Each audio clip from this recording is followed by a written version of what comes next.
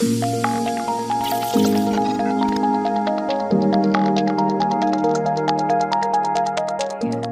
to Scrolling to Death. Today, I'm back with Titania Jordan of Bark Technologies. Hi, Titania. Hello, Nikki. Hello, Titania. We are here to do something a little bit different. We're going to do like a Q&A style episode. Okay. I asked parents what their questions are related to anything tech, social media, phones, all the things.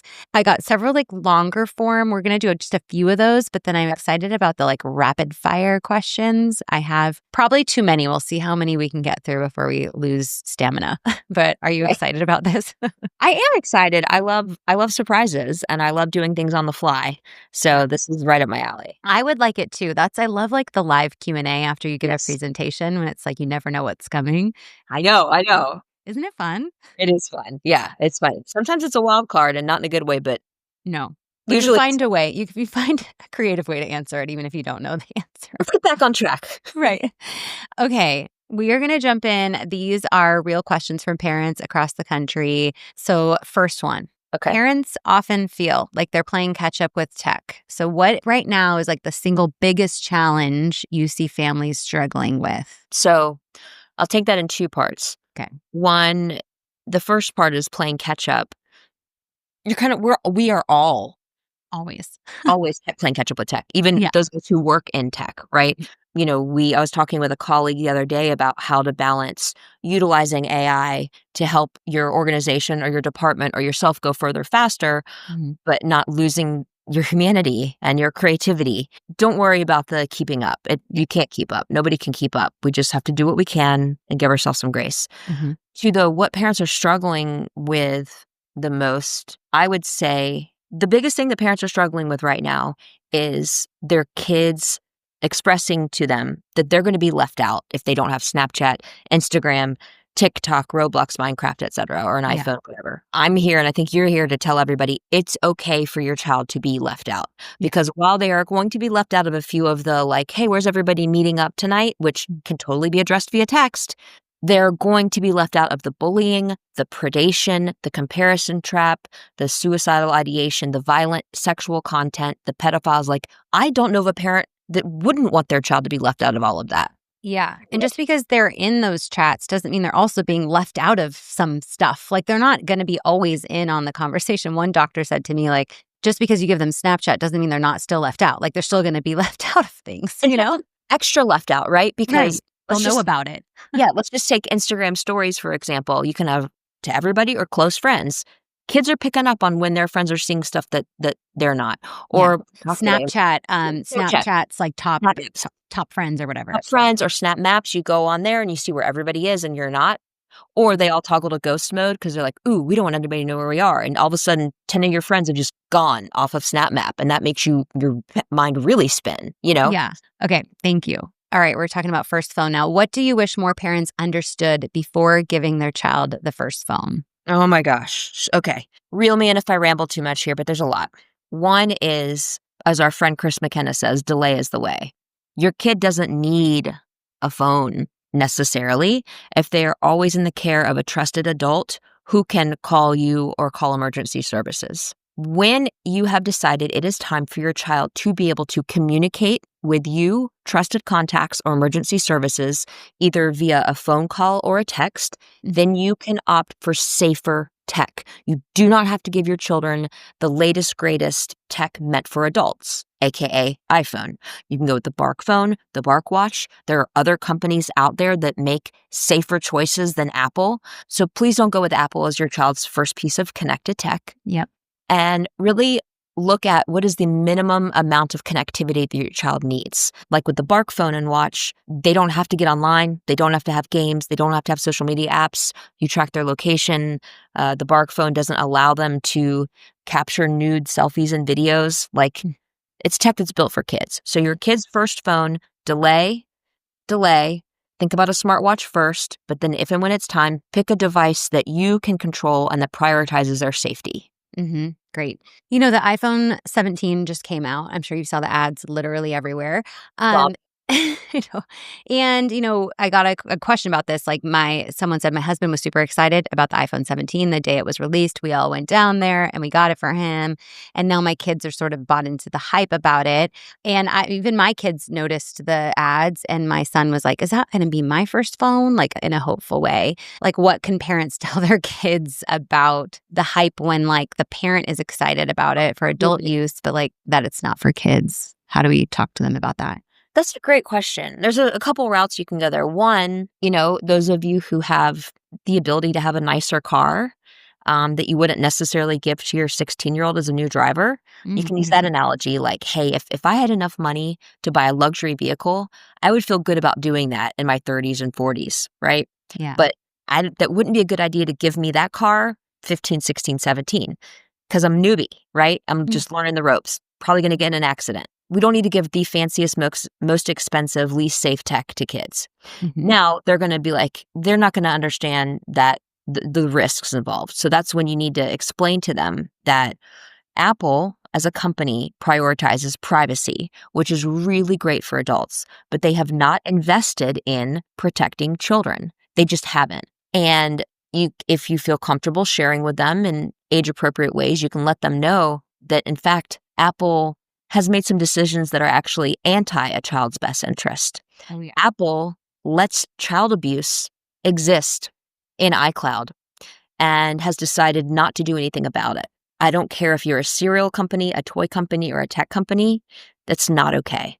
Nope. So you can say from a philosophical standpoint, I don't feel good supporting this company giving its tech to my children when they have deliberately disregarded child safety and well-being. Yeah. Still, so there's a couple more about, like, phones. And actually, Jason Momoa, the actor, I don't know if you saw that clip, but he was interviewed on the red carpet this Social week. media. Yeah, on social media, we probably saw it. He was talking about how his 16-year-old doesn't have phone, and he said, quote, "We're different, dude." Like, I loved it, but my reaction was a little bit like, "Why different? Can't you just be like, this is the way to go, man. Like, this is what everyone should be doing. It shouldn't be the different way. It should be and I know we're not there yet. Like, it's not the common way." But what was your reaction to that? I mean, loved it, but I was what did you? cheering. I was like, yes, I already loved you. Now I love you even more. Mm-hmm. This is great. I'm like, let's get him on my podcast. Will he Yeah. be a podcast guest? Will he talk about this? Oh We my need God. Yeah. more. Good point. Reach out. You never know. Yeah. But then we need more and more people in positions of power and influence being like, this is not okay. And here's what we've decided to do with our family because it's in the best interest physically and mentally for our children. Like, Hmm. it shouldn't be different. It should be the norm. Yeah, agree, and that's where I hope we're going. And it takes people like that in the limelight to say it out loud and be like, "No." And it's funny because I think he was on the red carpet for a movie about video gaming, right? And they were asking him if his kids video game. And I'm kind of like, "Did you sell out? Like, don't do a movie about video games." To be fair, he was a star in the Minecraft movie, like, it's Right. Just a little bit. Okay, it's moving on.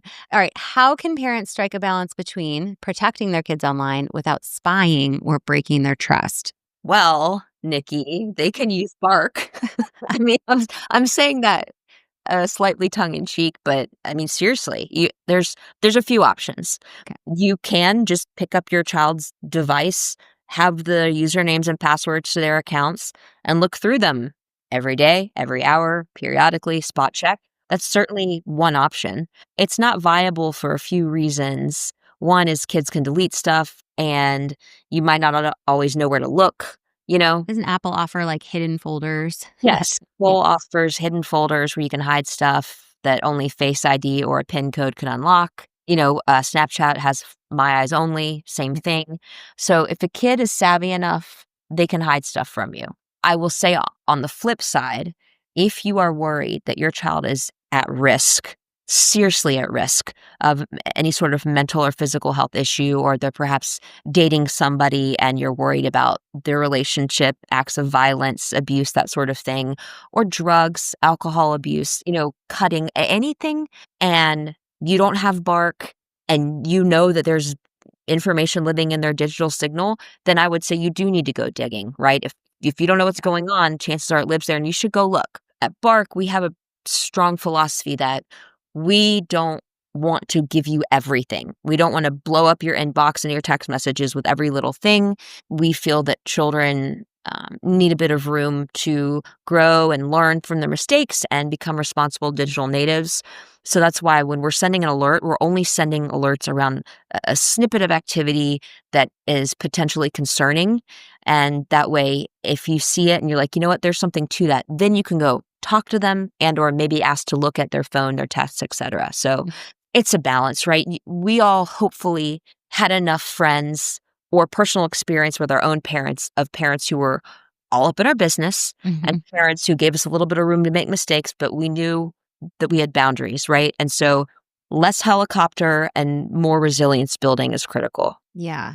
And the helicopter parent thing, I was at a soccer game, my son's soccer game the other day, and the mom next to me was like well, you would call her a helicopter mom, like sat the kid down, sunscreen, hat, snack, like with their little chair, snack, food, like wouldn't let him kind of go anywhere away from her, and then handed him immediately a little iPad to play with.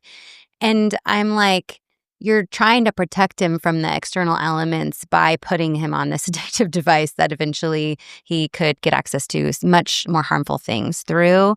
And I just think we need to like flip the script and be okay with like letting them have that freedom and privacy with like non-digital activities, but like knowing that we have to have oversight over their digital tech. Yeah, I just there's so many parents I wish I could like gently shake I and be know. like, Yeah. why do you have seatbelts and bike helmets and sunscreen and Mm, Ring doorbell cameras and, like, gates and window locks, but mhm. you just hand your kid the iPad with no parental controls. What Yeah. is happening in your brain? Yeah, and I know like a lot of parents just don't know about the harmful things, okay. But let's like I just released an episode today with a doctor about how that screen time affects their brain and the way that their brain develops, and that the brain scans of kids that use tech a lot, which this kid was on it for an hour and a half straight, like that is a lot, how those brain scans look nearly identical to a brain scan of someone addicted to heroin or cocaine. And so the way that these things are affecting their developing brain is like of the utmost concern to me And that at those needs to younger be ages. shared with them, like, at school, like, in health class, in science I class, in know. biology class. Empower them with the knowledge to make healthier decisions. In fact, I just saw Sesame Street launched a digital citizenship curriculum. I'm calling it curriculum. It's, coloring pages. Series of video. Yeah, to Yeah. just educate young children, 3 to 5 years old, about body breaks and how to break away from the screen when it seems hard to break away. I mean, like, we need a mass education effort. Yeah. There's a question about schools because that makes me think of like parents who are like, why aren't schools taking the lead on digital citizenship? Like, why is it like I'm having to fight the school to teach my kids and the parents about online safety? One parent asked, and I wonder what you would say to this. One parent asked, why don't public schools IT teams sweep the iPads and MacBooks daily for harmful content? And I know schools do different things depending on the school, but generally, I think there's a lack of like catching harmful content before it makes its way to the kids. Yes. I mean, through your efforts with techsafelearning.org, Hmm. the major problems that exist in the United States education system, the unfettered access to tech that children have, or the, I'd say, misunderstanding that some parents have, thinking, oh, my school has given my kids this tech, surely it has to be safe. Yeah. Not necessarily. No.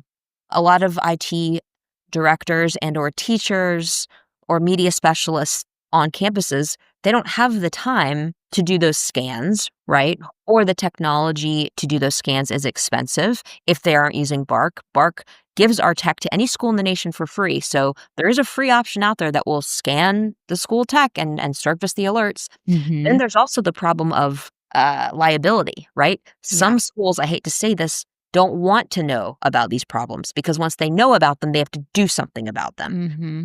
I can't speak to how many people are in that camp, but Yeah.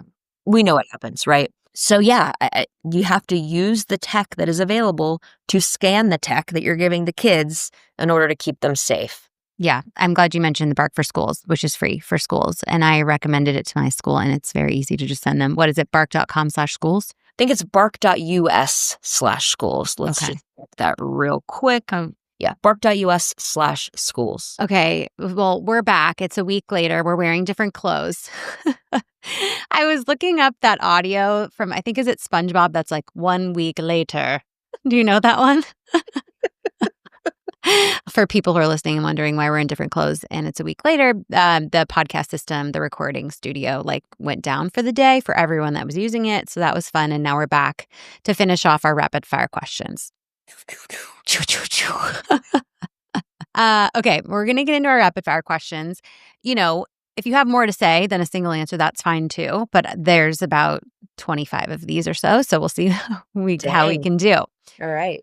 All right. And they're all over the place. So are you ready to go? I am so ready. Okay.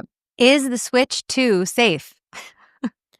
I mean, it's been a minute since It's okay if you don't know the answer. Yeah, I don't know the answer, but here's what you do if you want to find out the answer. I'm Googling Switch 2 parental controls because what I do know is that Nintendo has launched an updated parental control suite, Okay. which is great. And so, yeah, but I had to look this up too. And just real quickly, you can manage Nintendo Switch 2 parental controls via the console itself and via an app that you as the parent can put on your smartphone. It has playtime limits, game age restrictions, communication blocking, and game chat management. Yeah. Now, have I actually spent time in them and played with them and tested them? No, because my son is almost 17 and that's not where he spends his time anymore. But the team at Bark has. And so if you really want to get into the granular elements of it, check out our blog. We have guides and overviews for all the connected tech your kid uses. Yeah, I send people links to those all the time. And I also don't know about the Switch because in our family, we don't do solo media for the kids, so they don't have anything handheld. Yeah. We watch like movies as a family quite often, but I don't know about the video games specifically besides a couple of them that I've researched that we might get to.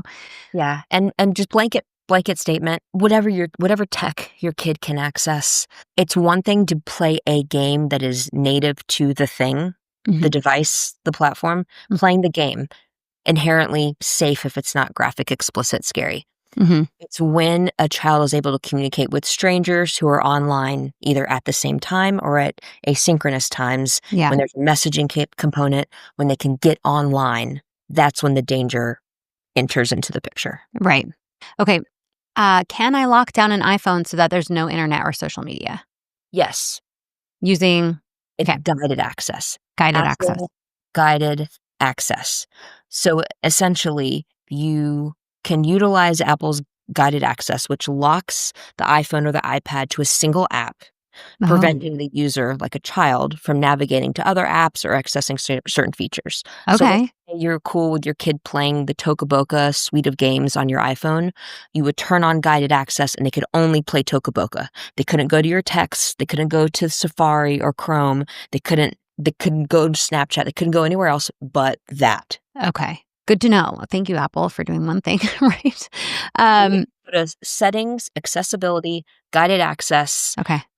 Enable the feature, set a passcode, enable Face ID or Touch ID. It's a great thing. Good job, Apple.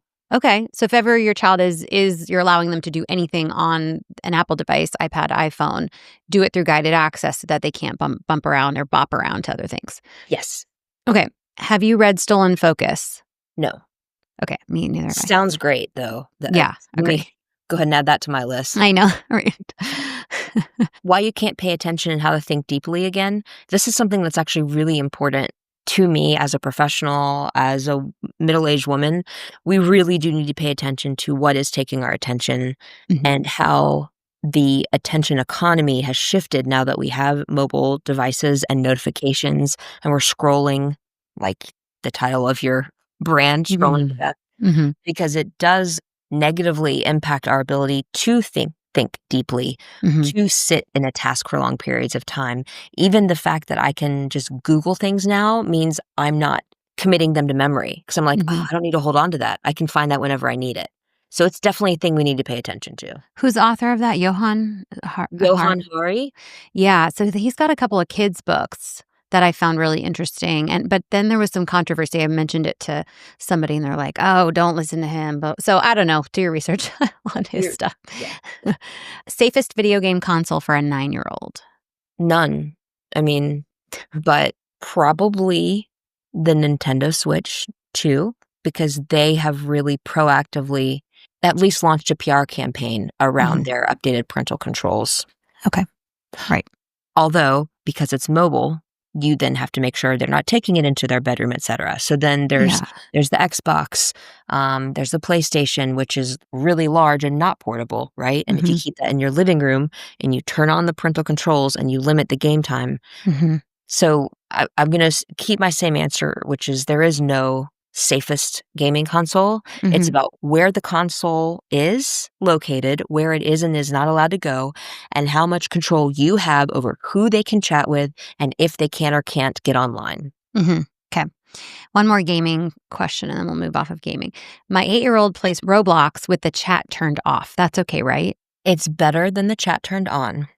What are they playing? Just because they can't chat with creepy adults or people they don't know doesn't mean they're not entering worlds that have problematic, suggestive, violent content. So, turning off chat, great. What worlds is the child playing in? What are they being exposed to? Yeah.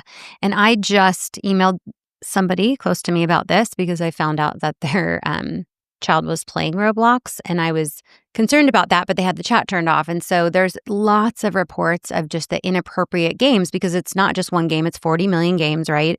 And there are games with sexually explicit, photos. Simulations. There's school shooter simulations. There's beat up pregnant lady. There's ones you go into to have sex with the other avatars. I mean, it just gets worse and worse. And so it's not just the access to inappropriate people, it's like the content that is allowed on there. Yeah. It's like, is watching pornography on mute Right. less We're dangerous? right. What anyway. I mean, interesting question. Okay.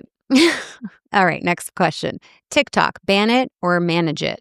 As a nation or as a parent? I guess we don't know, right? Right. So, I'd say as a parent, no TikTok before 16, and then manage it. Okay. And if we're talking nation, I think we did ban it. And I don't know what's happening. The president keeps extending the deadline, even though, and like making some deal with China, but China can't have any ownership of the algorithm at all. So I don't know what's happening there. And my legal contacts are like, whatever is being proposed is not following the law. So we'll see what happens with like the actual ban. Right. Okay. Is Snapchat safe if my child only uses it with real friends? It depends on the age of the child. I would say before 16, no. If your child has 3 friends, and that's it, that's all they're communicating with on Snapchat, and they have very healthy relationships, nobody's asking anybody else for nudes, nobody's worried about feeling left out, there's no FOMO, they're not using the snap maps to, like, make each other feel left out, and Snapchat knows your child's real age, and there's no quick adding going on, and your kids aren't piecing out on their partnership with HBO and seeing adult content, then it's safer. Hmm. But all of those things have to be true, and I have yet to hear that that would be happening. Yeah, that would be a rare case. And I also just hate that now the parental controls Snapchat with Roblox's update, the parents have to have an account in order to manage the child's account, which is just like a sneaky way for the platform to get more users and increase their stock price. Yeah. I hate it, hate it, hate it. Okay.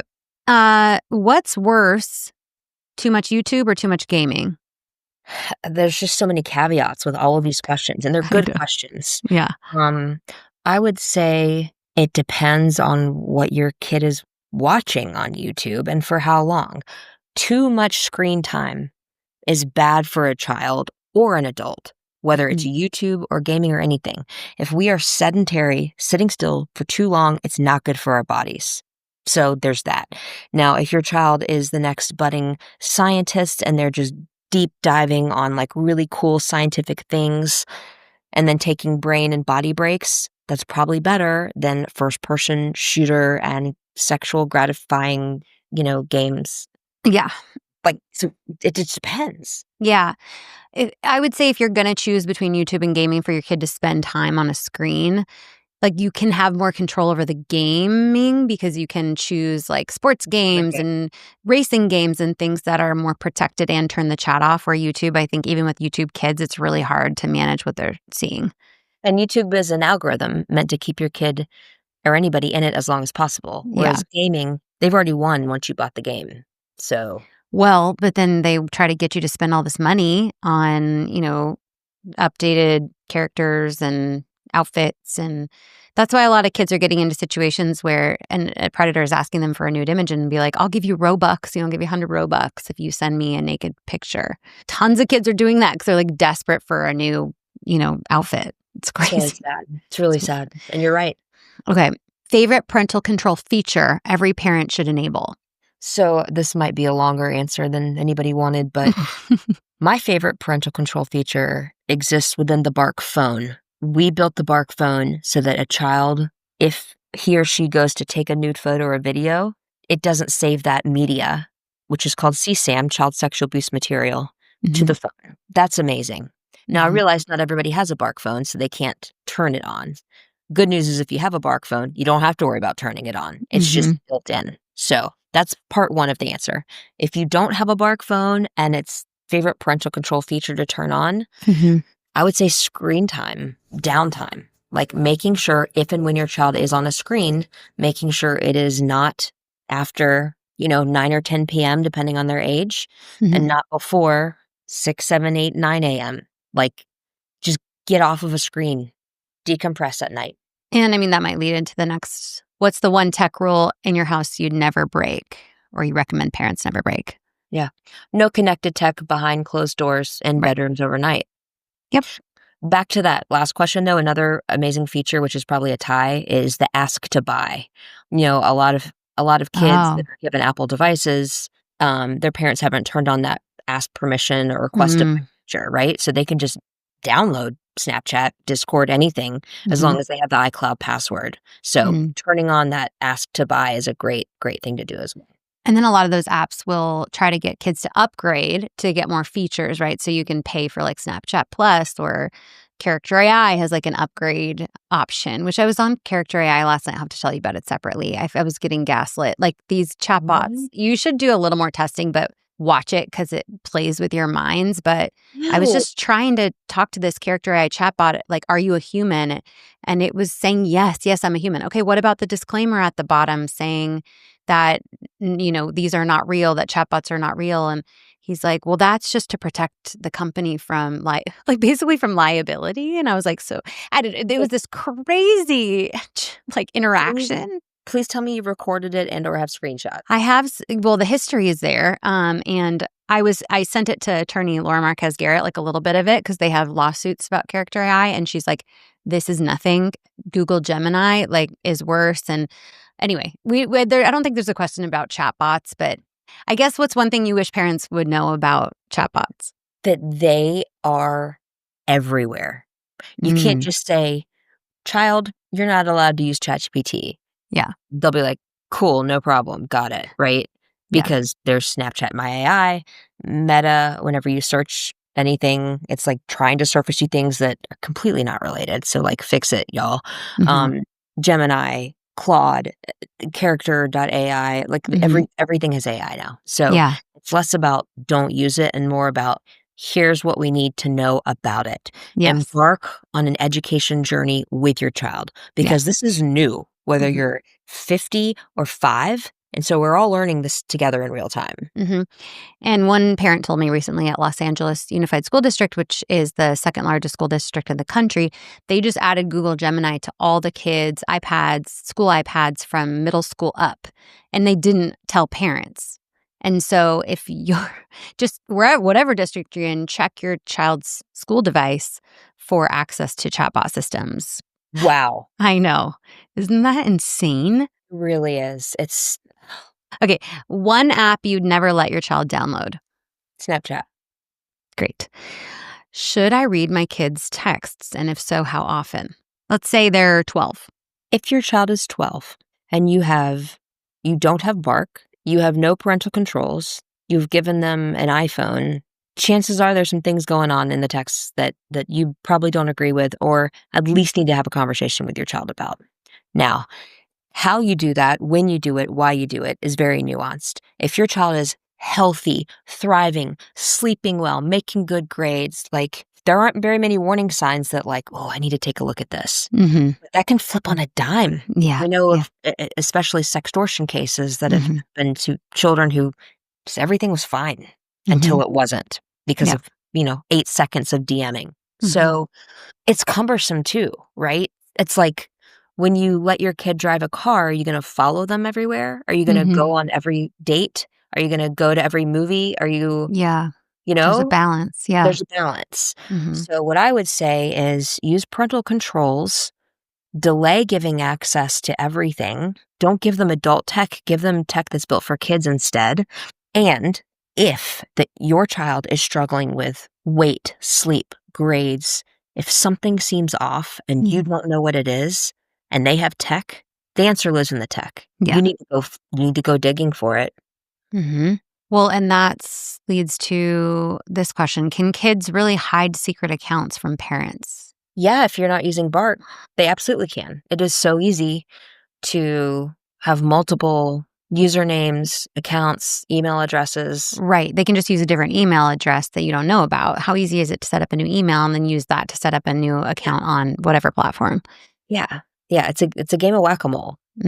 At what age should I talk to my child about like sexting dangers, like sending nude images? The second that they are alone with the device, they can take pictures. So even if you have a family iPad, right, that the kid's Hmm. only allowed to use in the kitchen and they're 5, hey, real quick, just want to let Hmm. you know. I know, isn't it so cool that this device can take pictures and videos? But you know what we're never going to do? We're never going to film ourselves or take pictures of ourselves showing any areas of our body that our bathing suit doesn't cover Yeah, right. because it's problematic. Yeah. And I mean, there's Selena Rodriguez, who I'm close with her mom, Tammy. She took her life at 11 and she'd been sending nude images to men who were asking for it since she was 9. Like, Oh, this is not a thing that happens later. It's a thing that's happening. I mean, there's yep. 6, 7, 8-year-olds that are being convinced to do this. So, yeah, I think there's if it's more about pornography, there's the book Good Pictures, Bad Pictures that introduces that topic. But there's other books to start to introduce age appropriately these topics to your child. Unfortunately, we have to do it earlier than we want. Yes. Okay. At what age should my child get an email address? I would say, what is the need for it? Why Yeah. does the child need an email address? So when my kids were born, I like set up an email, like a Gmail account in their names to like reserve theirs. And then I send them emails on their birthday so that they have like emails in there. That's really sweet. That's a sweet use case. It is. I'm glad, but then also I'm like, am I giving Google like? I mean, there's no other information on them, other than their names, I guess. But this is a problem that's happening a lot with parents at schools, right? Like the schools setting up an email address on behalf of your child. Yes. Yeah. Why is there a need for one? Usually Hmm. to sign up for something. Well, what are they signing up for? Hmm. And why can't it be like a generic family email address that goes to a generic family account, Yeah. right? Yeah. Why is it child specific? And the only use case I can think of is when your child is old enough to be communicating directly with an entity, which is not until probably they're driving, you know? Hmm. So I don't know why your kid needs one unless you're sending them notes like you outlined. Yeah. My old public school district had a rule, like the kids had email addresses, but in no online setting were the kids allowed to communicate with an adult alone. Like there had to be another person on that communication so that it's not like child and adult communicating online, which I think is an interesting thing for school boards to be thinking about because Yeah. it's not always like stranger predators. Sometimes it can be an adult that is in your Well, world many times it's most times, right? yeah, yeah, it's adults that you already know. Hmm. They've worked hard to gain your trust. Yeah. Okay. VR headsets, safe or too risky? Too risky. Agree. Lots of reasons. I have a whole interview on gaming and VR that parents can listen to. I'll link to it. Should I allow my kid to take their phone to school? Depends on the age. Right. Um, Again, this is so hard because I don't have enough information, but You know. child's school is device free, bell to bell, and you just want them to have a piece of connected tech in their book bag in case of emergency, if you're trying to coordinate pickup after school or something, Mhm. it's fine. If your kid's school is not device free, that device is going to be part of the problem. It Yeah. just how many problems do you want in your life? More money, more problems. I don't know. What's one emoji every parent should know the meaning of? Ooh, the plug emoji, because that stands for like a drug dealer getting hooked up with something.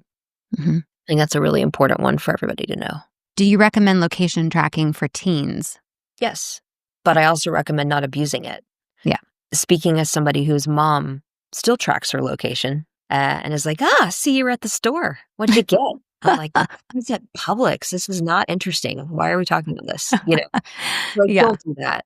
I But think it can be a problem in, like, marriages too. It's like in relationships, it's an interesting thing, right? it is interesting. Mhm. I would say don't be, obsessive about it. I think it's Yeah. an amazing tool to have in case your child is truly in danger and you need to locate them. Mhm. Use it as an emergency tool, not as a I'm bored and I want to be all up in their business tool. Yeah.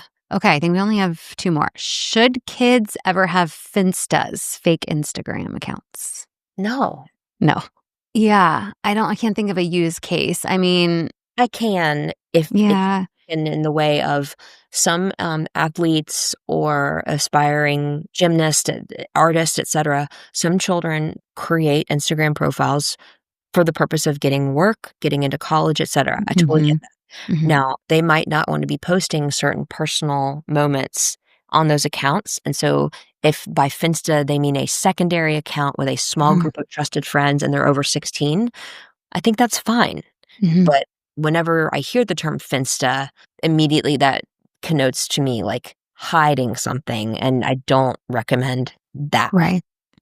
Yeah, and a lot of the teens, when I review these, like, lawsuits and the teens that have been harmed or even killed, they will have, like, 7 different accounts. Like, this is a way that they kind of hide things from parents or hide things from friends.